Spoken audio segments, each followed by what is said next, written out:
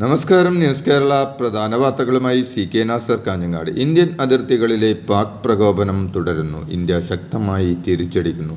ഇന്നലെ രാത്രിയിലും പ്രകോപനം തുടർന്ന പാകിസ്ഥാൻ ഇന്ത്യയുടെ അതിർത്തി മേഖലകളിലെ വിവിധയിടങ്ങളിലേക്ക് ഡ്രോൺ ആക്രമണം നടത്തിയെങ്കിലും എല്ലാം നിഷ്പ്രഭമാക്കി ഇന്ത്യൻ സേന. നിയന്ത്രണ രേഖയിൽ ഷെല്ലിങ്ങും കാശ്മീരിലെ ബാരാമുള്ള മുതൽ ഗുജറാത്തിലെ ഭുജ് വരെയുള്ള 26 സ്ഥലങ്ങളിൽ ഡ്രോൺ ആക്രമണം നടത്തി പാകിസ്ഥാൻ ഇന്ത്യയെ പ്രകോപിപ്പിച്ചു.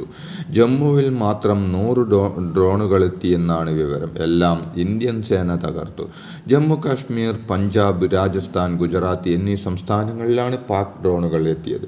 ഇതിൽ പഞ്ചാബിലെ ഫിറോസ്പൂരിൽ മാത്രമാണ് പാക് ഡ്രോൺ ആക്രമണത്തിൽ അപകടമുണ്ടായത്.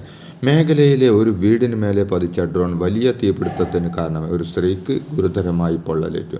പരിക്കേറ്റ 2 പേരുടെ നില സാരമുള്ളതല്ലെന്നാണ് വിവരം.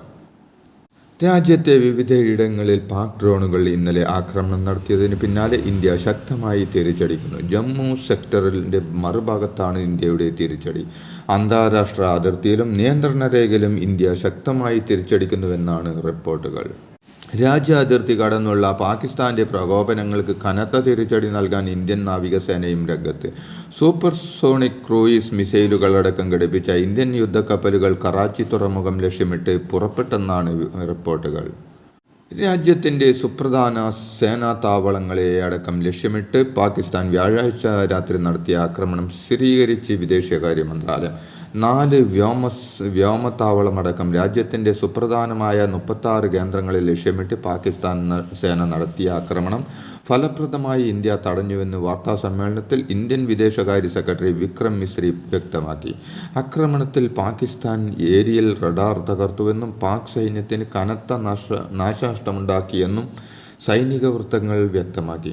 ആകെ 400ഓളം ഡ്രോണുകളാണ് പാകിസ്ഥാൻ ഇന്ത്യക്ക് നേരെ ഉപയോഗിച്ചതെന്നും ഇവയിൽ കനത്ത പ്രഹരശേഷിയുള്ള തുർക്കി ഡ്രോണുകളുണ്ടായിരുന്നുവെന്നും എന്നാൽ പാകിസ്ഥാന്റെ ഒറ്റ ഡ്രോണുകളും മിസൈലുകളും ലക്ഷ്യം കാണാൻ ഇന്ത്യ അനുവദിച്ചില്ലെന്നും സൈന്യം വാർത്താസമ്മേളനത്തിൽ വ്യക്തമാക്കി.